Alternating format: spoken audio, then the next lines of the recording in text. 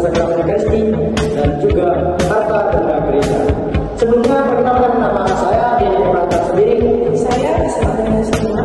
Saya juga Fauzan Sinaga. Saya Widya Asma. Oke, langsung saja kita masuk kepada penjelasan tentang sakramen baptis.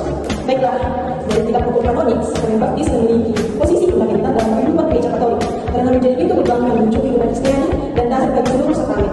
Melalui baptisan, manusia disucikan dari dosa asal, dilahirkan kembali sebagai anak Allah, dipersatukan dan dituntut untuk mengambil bagian dalam misi gereja.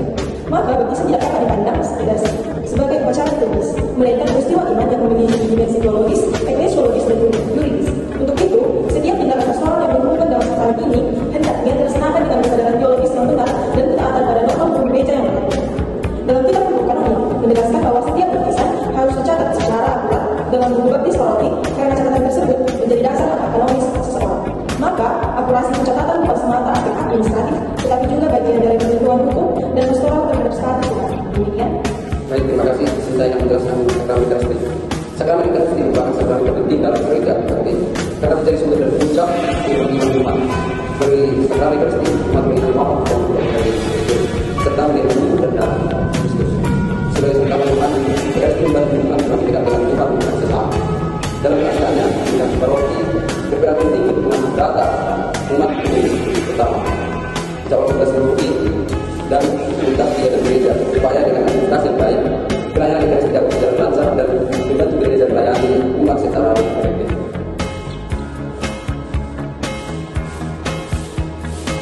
Baik, selanjutnya adalah sakramen perkawinan. Sakramen perkawinan adalah salah satu dari 7 sakramen gereja Katolik yang mempersatukan seorang pria dan seorang wanita dalam ikatan suci, membentuk persekutuan hidup dan kasih yang tetap.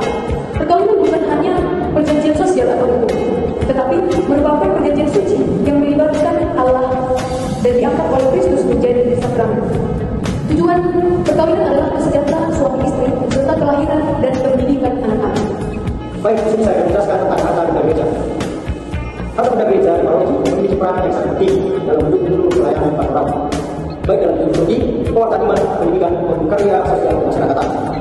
Paroki sebagai persekutuan umat beriman membutuhkan pengelolaan aset dan keuangan yang baik agar seluruh kegiatan pastoral dapat berjalan dengan lancar. Oleh karena itu, pengelolaan harta benda gereja tidak hanya bergantung pada hukum kanonik, tetapi juga mengikuti hukum negara yang berkaitan dengan kepemilikan aset, administrasi yayasan, perpajakan, dan pengelolaan keuangan. Dengan adanya pengelolaan yang tertib dan memiliki dasar hukum yang jelas, aset gereja dapat dilindungi dan digunakan secara maksimal bagi pelayanan umat dan masyarakat. Dalam pelaksanaannya, pengelolaan aset gereja menjadi tanggung jawab paroki bersama Dewan Keuangan dan Administrasi. Keuangan, pembiayaan aset, pengumpulan dana, serta penggunaan dana untuk berbagai program gereja. Dana yang berasal dari kolektif dan persembahan umat harus dikelola secara transparan, jujur dan bertanggung jawab agar dapat dipertanggungjawabkan kepada umat. Sekian penjelasan dari kami. Saya dan sakramen baptis, sakramen Ekaristi, sakramen perkawinan dan juga sakramen gereja.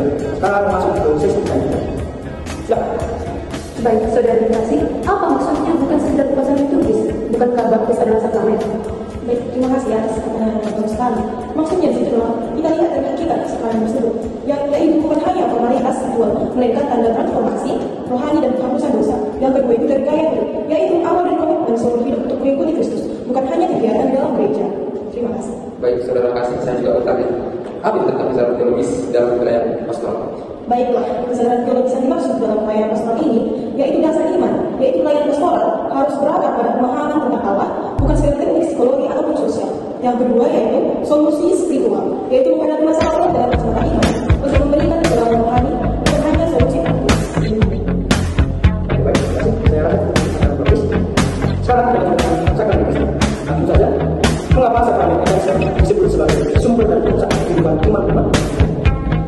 Saudara ini, sakramen Ekaristi sumber dan puncak kehidupan umat karena melalui Ekaristi umat menjadi tubuh dan darah Kristus sendiri sebagai makanan Tuhan. Ekaristi menjadi pusat perkembangan karena gereja menguatkan iman dan umat dengan Kristus.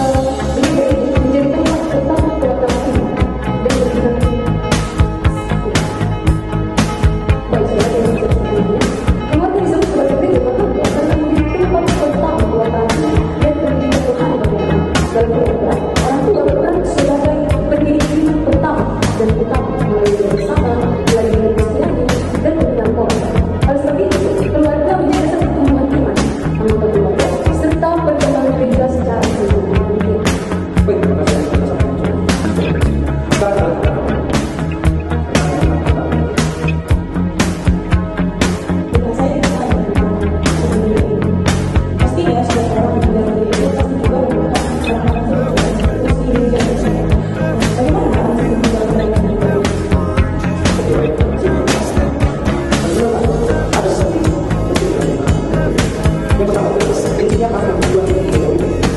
Kata benda ya, hanya untuk misi gereja. Seperti itu, demikian Tuhan, kami yang saya.